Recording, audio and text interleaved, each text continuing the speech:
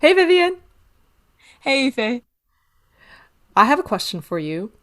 What if I told you that you could get rewarded for doing absolutely nothing? Like, imagine if you could get a PhD for not writing your dissertation. Ooh, well, that sounds pretty amazing. Sign me up. But I mean, it sounds like there's a catch. Like, what does doing nothing entail? It means nothing. Absolutely nothing.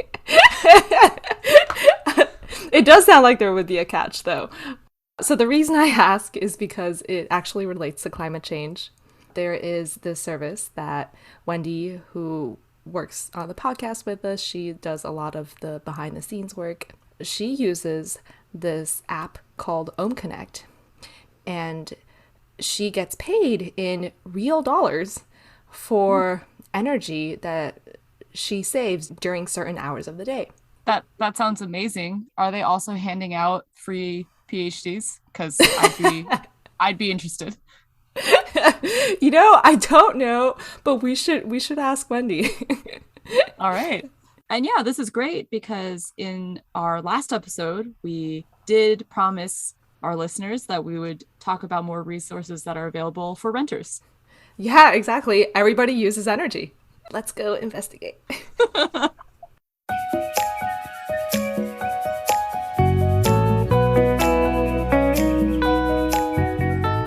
Hi, and welcome to the Keeping It Cool podcast. I'm Yifei Huang. And I'm Vivian Patterson. Every episode, we surface stories about how individuals in our Bay Area communities are contributing to climate action. In this episode, we'll explore what renters can do. The grid is getting some real time help from ordinary residents thanks to a company called OhmConnect. We talk with one of its co founders, Curtis Tung, about how it all works. But first, let's chat with Wendy Cho from our very own podcast team to understand how she uses it. Hey, Wendy. Hey, Vivian.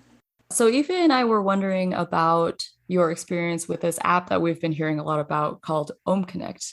Do you mind explaining what it is and how you use it? Sure. Yeah, I started using OhmConnect a few years ago. So basically, it's an app that you can see on your phone, and it helps you earn money by using less energy.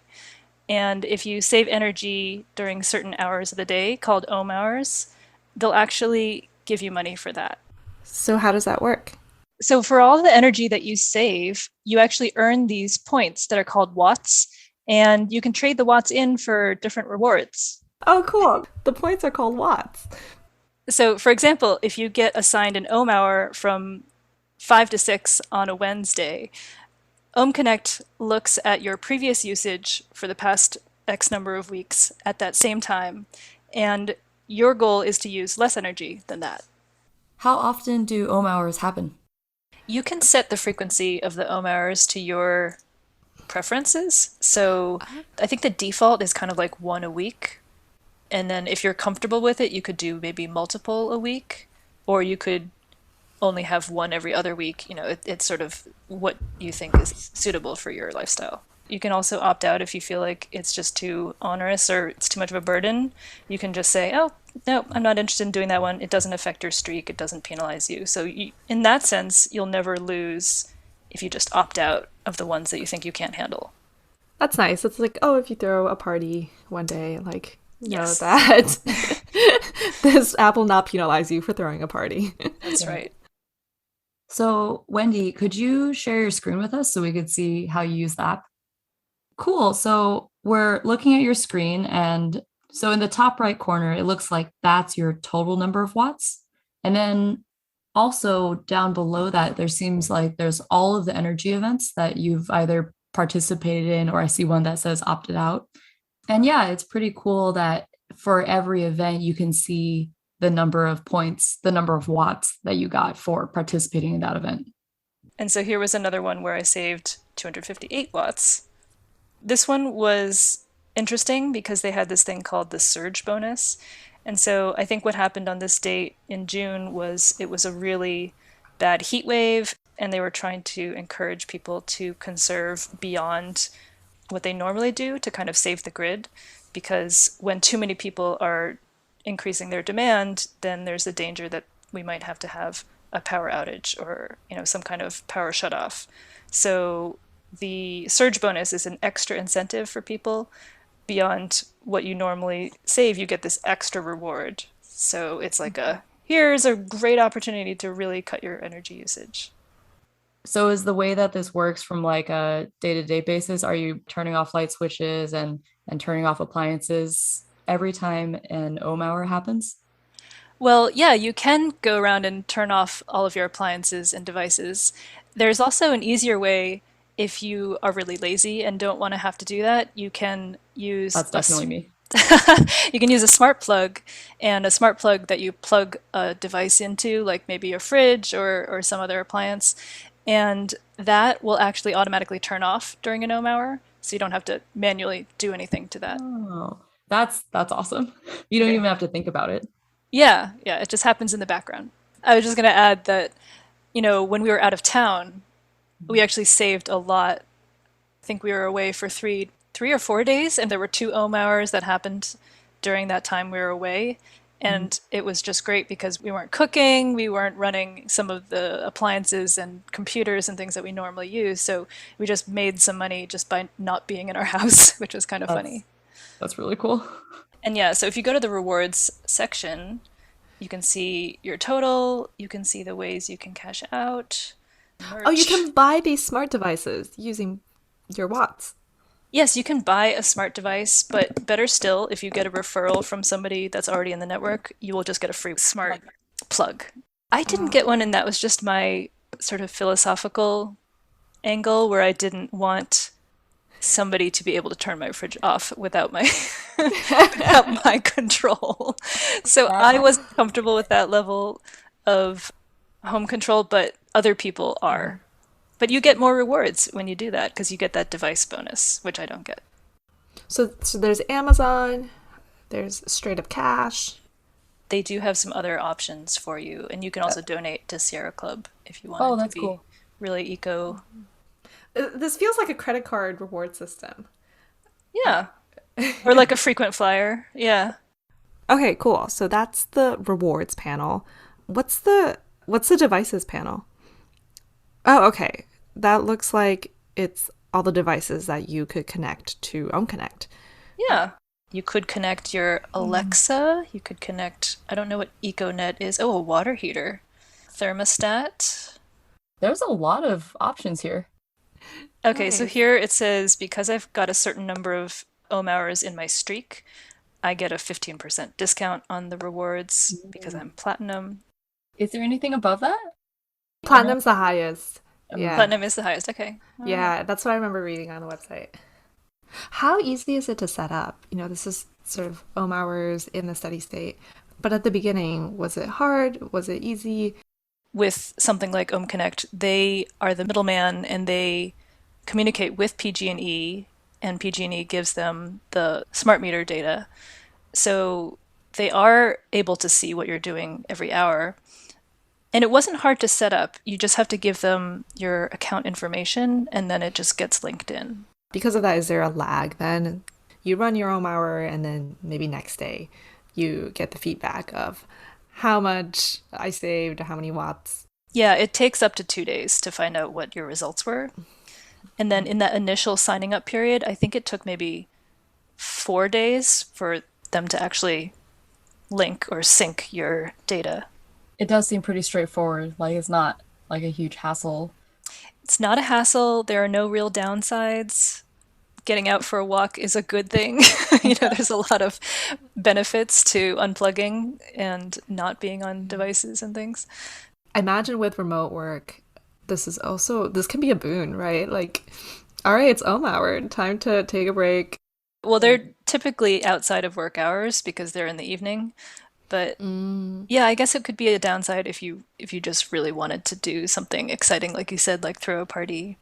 I guess one challenging thing is that we're typically trying to cook during the evening hours, and so finding an alternative to cooking can be a challenge because we decided last year not to use natural gas. Even though we have a natural gas stove, we don't use it. We just use our induction cooktop. But because that's electric, it's hard to cut down on that during dinner. So I guess the only things you can think to do are maybe cooking something earlier in the day or just waiting until the home hour is over and doing some cooking then. I think we just try to time it so that it's slightly outside the window and we don't like forego cooking. We'll still cook. In addition to offsetting dinner, do you also unplug your fridge and things like that? I have done that a few times when I felt it would be beneficial. There was that big 5 times surge bonus for the heat wave, and I felt that it was something that I could do. I just actually cranked down the breaker for the kitchen, and I don't do that all the time, but I did it for that particular event because I felt like, well, this might make a difference and help keep other people from losing power. So yeah, you can do things like turn off your breakers. You can use the smart plugs and then they just automatically turn off whatever's on them, like a fridge or a microwave or something like that. With air conditioning, if you have air conditioning in your home, you can pre-cool your house by running the AC in the morning and getting your house colder than it would ordinarily be, and then you can turn it off during the evening.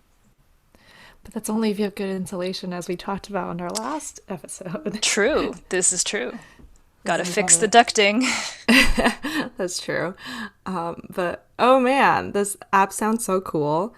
It seems like a really fun game. Like, what can I do to maximize the points? I'm a little bummed because I live in Palo Alto and we're not on PG&E. It's Palo Alto Utilities. Even though we do get most of our energy from renewable sources, it's not set up with OhmConnect. And it honestly, I feel like a bit of FOMO from that. It kind of feels like the days of early Facebook where you had to have a .edu email in order to join Facebook. And so I feel like all the cool kids were on it and stuff.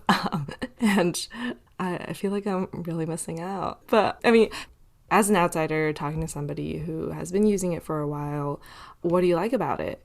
What keeps you on the app? I think what I like about OhmConnect is that it is really simple and it does feel like the more people who do it, the greater the collective impact. And it seems like this is the way of the future, right? To understand how we can use energy more thoughtfully and not just kind of everybody operating on their own plane. This way we're kind of making some decisions that help everyone in the long run.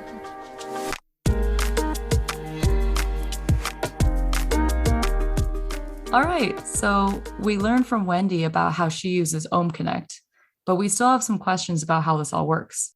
We reached out to OhmConnect and we were able to get in touch with Curtis Tung, who gave us a macro view of how the company is making a significant dent in combating climate change.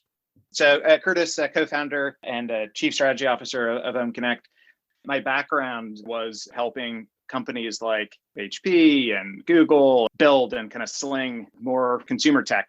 And it just kind of dawned on me like, hey, like we can move as many of these products as possible, but the existential challenge of this entire generation is climate change. I wasn't spending any actual time on it doing that job. And so that's what kind of got that existential dread in me and just like started to question, what else could I be doing to chip away at that problem? And I think also this kind of feeling is something that really resonates with a lot of people in the Bay Area. A lot of people in the Bay Area do not work in climate, but they do feel that sense of urgency. So I'm also curious to hear what that journey was. You know, how do you go from nothing climate related to really pushing the front of climate change? Yeah, it's scary. It's definitely daunting. Just completely fresh and green, no pun intended, to the industry.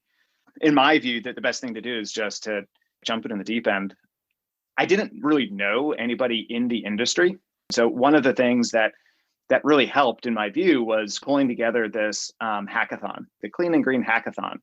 And it's like, hey, we can pull together folks for the weekend and let's see if we're able to find some like-minded folks focused on, building proof of concepts. And that certainly pretty big step change in just my personal network and in the climate industry and in the energy industry.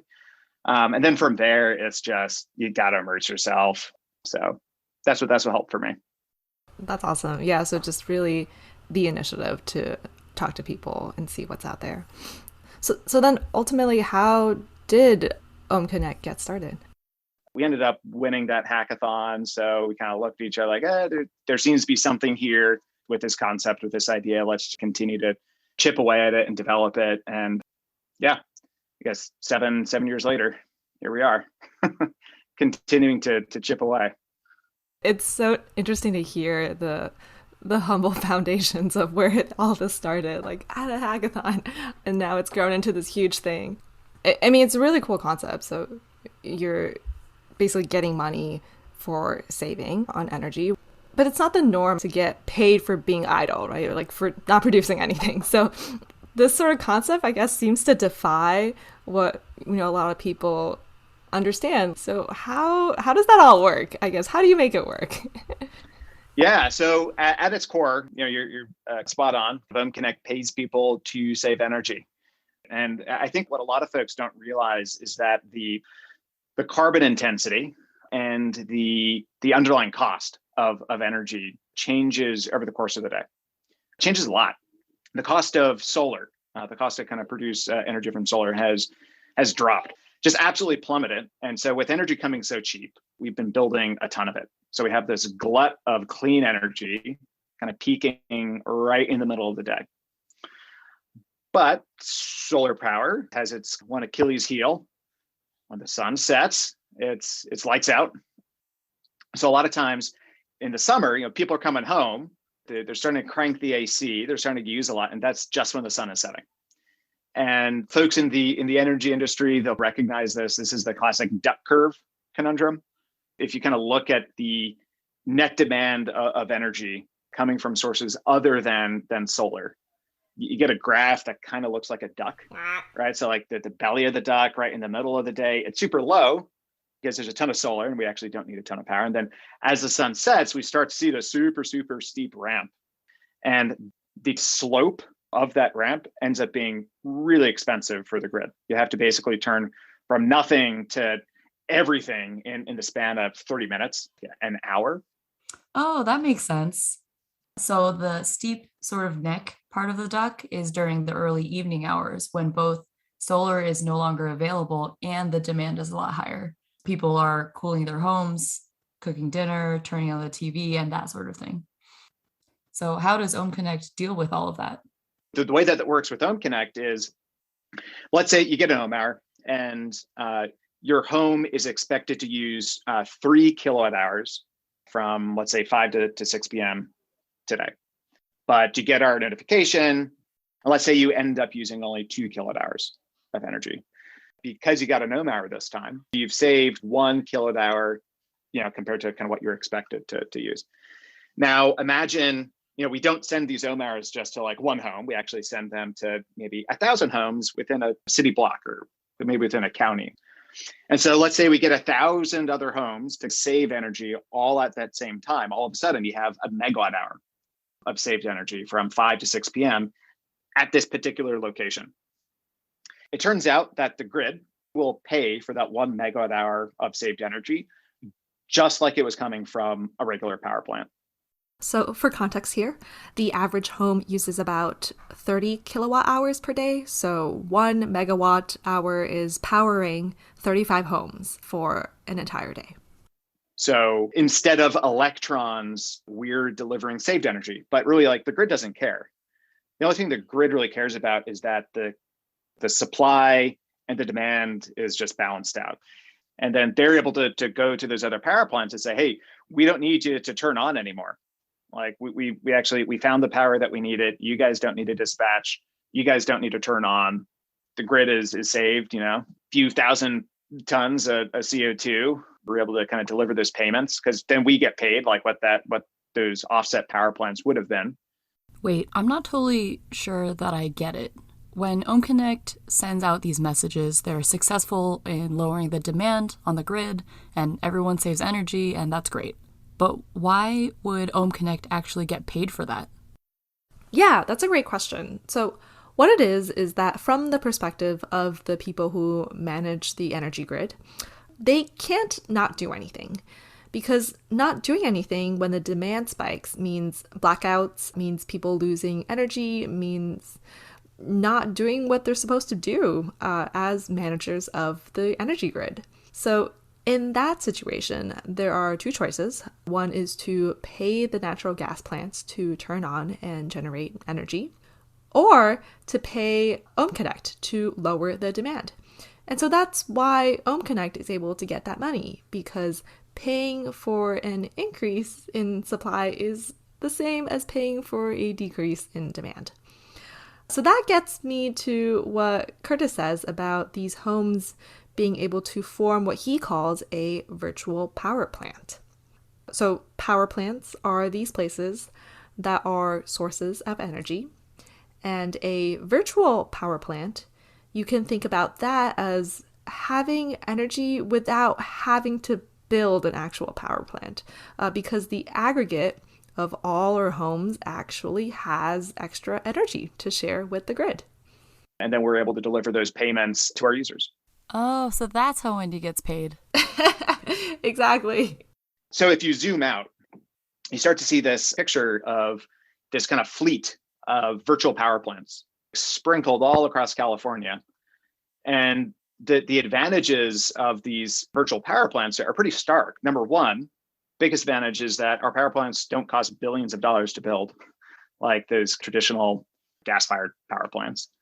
Two is that our power plant is 100% zero carbon, right? Like it is as zero carbon as you can get, because it's literally just like the lack of energy use.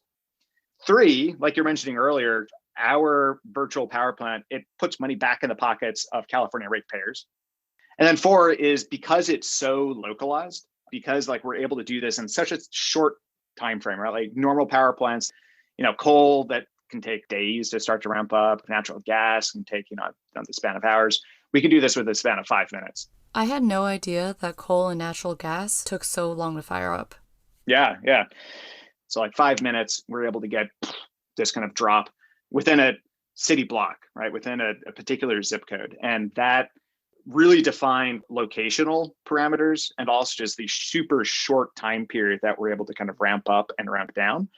The grid values that more. So we're with like this surgical power plant, as opposed to like this blunt hammer that the kind of traditional power plants are. You should have a little superhero persona, just like, I feel like this nimble, weaving around the big behemoth energy, slow. Just That's like, right. It's a great persona to have.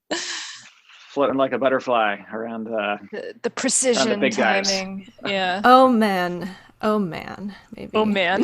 We could call him that. we did have this little mascot, Mr. Ohm. He's this little like robot. I don't think we use him anymore, but I like it. It's like that could be marketing merchandise, maybe. I'd buy it. That's right. We could scatter them over Palo Alto to plant some seeds. That's so cool. That's super awesome.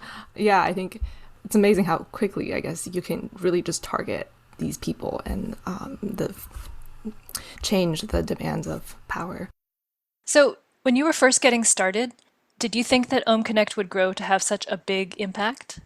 Oh, yeah. And you just like scratch at one of my favorite questions to answer. It is the founder's remorse question, which is, for the first year, maybe a little bit longer, we were chasing the wrong customer. We were building for user number 19. That's a literal user. It turns out user number 19 was already an energy pro. They were super tuned in to what the grid needed, doing things like charging up a car battery using illegal solar panels during the middle of the day. So at this point, OhmConnect was apparently growing pretty slowly, but one day, out of the blue, they saw a huge spike in the number of users. It turns out they had a little help from someone named Mr. Money Mustache. So Mr. Money Mustache wrote a blog post saying like, hey, this is a cool app to earn some beer money on, for beer money for the weekend. And users, like I said, just a step change. It's like, whoa, this big influx of users. And that was a pretty eye-opening moment for us, where we were building this product for a very specific subset of users that have the EV, like a very energy wonky audience. And I think Mr. Money Mustache kind of opened our eyes, like, hey, we need to build something for the mainstream. We need to build something that everybody can use, because that is what it is going to take for us to solve climate change. Like, everybody needs to be participating. It needs to be participation across the entire population. So we spent the next couple of quarters kind of retooling the entire experience to be something that's more accessible to the mainstream user. And that actually ties in super well with the goal of this episode, which is to highlight some resources available to the many people who rent, especially in the Bay Area. OhmConnect popped up as one of the ways that you can make a real impact, as well as being accessible to everybody. Happy to dive into the renter side, because the only requirement for participation in OhmConnect is you need to pay an energy bill. You need to pay your utility. So this is something perfect for renters to be able to participate in. What we found is that it's hard for some renters to be able to connect a thermostat. Like, the landlord doesn't want kind of folks messing around with thermostats and whatnot, and things that are just going to persist after a renter moves out. And so to get around that, we also offer smart plugs. You can connect anything to them. A lot of folks connect fridges and freezers and air filters and maybe like window mounted ACs. And it is a 30 seconds to get out of the box, connect to a device, connect to an appliance. You move out, you're just able to, hey, take it out of the wall, and everything's copacetic. And so we have been very focused on reducing that barrier of adoption, so that everybody is able to participate in a program like this. Every residence, every home, every apartment in California should be able to participate in this. So, get on a Palo Alto. We should definitely keep that. We're going to forward this episode to the Palo Alto City Council. But yeah, no, that's so true. Like the idea that it's so portable, you're not doing anything permanent to your house, and you can still save energy. When we talk about individual actions, and there's such a small fraction of changing our individual actions, make it just like a negligible dent on climate change, because there's just so much CO2 being produced out there. There's so much activity going on that requires energy. You have this high level perspective, this view on sort of the overall, I guess, California energy use. And so I'm kind of curious, from your view, is it making an impact, and how so? How do we see that? Yeah, I think making clean energy accessible to everybody. One of the biggest impacts that we've been able to make is that you don't need to be able to afford solar. You don't need to be able to afford an EV or to buy a battery for the side of your house to be able to participate in this kind of clean energy revolution, right? Like the adoption barriers for those sort of technologies, those big ticket items, tens of thousands of dollars. And those are tens of thousands of dollars that disadvantaged communities simply can't afford. They have been left out. Another big challenge that folks are dealing with right now is COVID. COVID has kind of triggered one of the biggest and most significant kind of shifts in residential energy use in decades. A lot of people are now working remotely, if they have a desk job, doing that work at home. And the result is kind of what you would expect. That's hundreds of millions of dollars of extra energy expenses that residences are now bearing the burden of. I think most of all is a platform like ours, meaning flexible load, virtual power plants.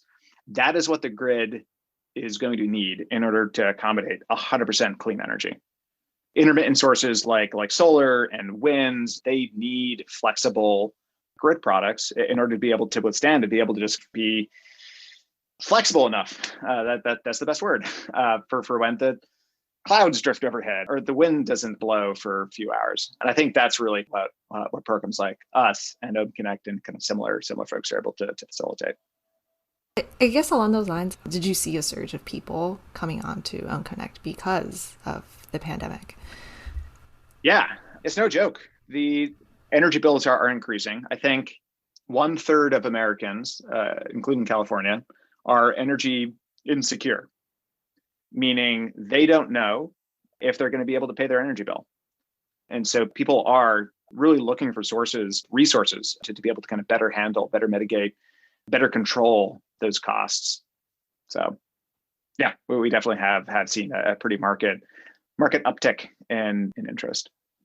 I mean, you mentioned this before, but you make it really easy. It's like not something you have to think about or like manually unplug your refrigerator. And at least if you have a reasonably insulated house, having your climate control off for an hour might not affect you all that much. You might not even notice. It's funny. It's like, I think that is a little slice into why at least I feel like we've been successful, is because people don't care about duck curves. People don't care about supply-demand imbalances in the grid. And I think that the real challenge that we've been successful with is figuring out what real everyday consumers actually do care about.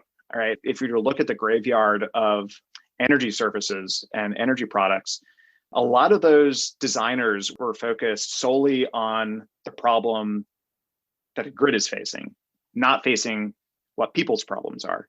And you need to be able to do both. So going back to that ohm hour example, people, when they get an ohm hour, you don't want to just like say, hey, save energy from 5 to 6 p.m. And then, hey, homeowner, hey, apartment renter, you can figure out how to save energy. No one wants to do that. Like that's hard. You're coming home in the afternoon, a long day at work, the kids are running around. It's just, I don't want to think about how to save energy. But what people do want to hear is, hey, here's your excuse to procrastinate on doing the dishes. You know what, that laundry. Is that true? Yeah, that laundry that could wait for tomorrow. And so if you give people permission for what they do want to do, that just like taps into the psychology that makes people much more keen to participate and to enjoy it, right? That's just kind of like one little example, but it really is about putting the consumer first, putting yourself in the shoes of these users and just making sure it is as streamlined, as easy, as kind of buttery of a user experience as you can get. I feel so seen right now. I definitely put off laundry to, participate in this ohm hour. There we go. I never thought procrastination would be good for something, but it's good for the environment. As long as it's during an ohm hour. Okay, this is super cool. I mean, I think you've definitely hit a market with OhmConnect. There's so many people on it. It was so easy to use and set up, and it's so easy to just get something back, like see that feedback loop, I think, come back to the user so quickly. I would love to know where you think OhmConnect needs to go, and maybe even in the context of climate change. Like if we were to solve climate change, if we were to meet the deadlines of 0% carbon neutral by 2050, what would the grid need to look like? What would virtual power plants need to look like? Yeah, it's a great question. So right now we're focused on California, and there is more than enough headroom to kind of grow into California, build more of these virtual power plants, connect communities, and to continue to apply the formula that we've seen so successful here. There is a lot of opportunity across the rest of the US. And a super kind of back of the napkin look is if you look at what we do, and if you were to scale that up, there's about 200 gigawatts of flexible load available across the US. And I know that's kind of an arbitrary number. 200 gigawatts sounds a lot, who knows? But to put some context around that, the biggest operational power plant currently in the US, I believe, is the Grand Coulee Dam, 6 gigawatts. I think it has a 6 gigawatt nameplate capacity. So if you were to take what OhmConnect does and scale it up across the rest of the US, we would be able to build the equivalent of 33 of the biggest power plants currently running in the entire country. We'd be able to build 33 of them, all through just smarter orchestration of electricity. And so smarter ACs, smarter appliances, smarter hot water heaters, and the more and more that the economy becomes electrified, right, like gas appliances getting converted to electric, the more that opportunity even grows. And I think with the cost of zero carbon renewables plummeting.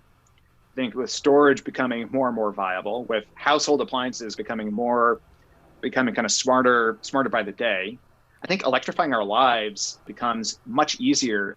I think the seismic shift that we're going to see, and if we have solved climate change, is we're going to have a grid powered 100% by renewables. The entire economy is going to be electrified. Fossil fuel use is going to be like just a very, very small trickle of what it was. And it is going to be distributed grid, and it is going to be a hell of a lot smarter than what it was a decade ago or even today. I think you painted just this wonderful picture of what it will be one day when we fix climate change. So if you haven't already been convinced, you should definitely sign up for OhmConnect today. And if you're unable to sign up for OhmConnect, you can earn $20 for every friend that you refer. One more option is to sign up for California Flex Alerts. A Flex Alert is a call for consumers to voluntarily conserve electricity when there is an anticipated shortage of energy. You'll get an email in advance, and you can sign up for these alerts at flexalert.org. Many thanks to Curtis Tung for sharing his green vision and co-founding an innovative solution that allows everyone to participate in climate action. Extra thanks to Wendy for not only doing everything that she normally does, but for also telling us about OhmConnect and sharing her tips and tricks. Thank you to Stephanie Lai, who designed our logo, and Deep Talk for the original theme music. And lastly, this wouldn't be possible without our wonderful team at the Keeping It Cool podcast. That's Vivian Patterson, Wendy Cho, and me, Yifei Huang. Stay tuned for our next episode.